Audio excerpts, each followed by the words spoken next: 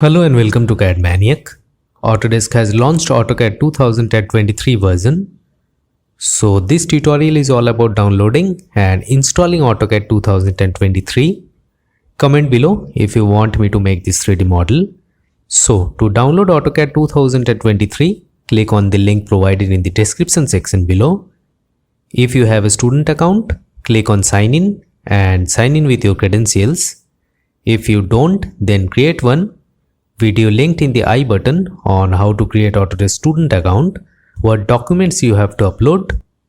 Click on Get Autodesk Software, scroll down, click on Get Product under AutoCAD. Here it is, AutoCAD 2023 version. So just click on Install and accept the terms. Setup file will be downloaded, it's 10.8 MB. Then just click on it. Change the path if you want. Then click on install.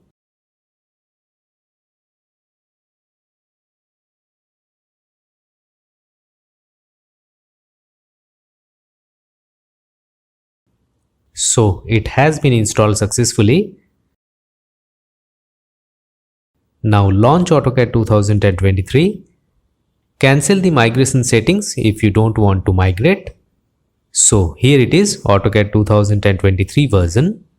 So that's it for this video guys. Bye bye.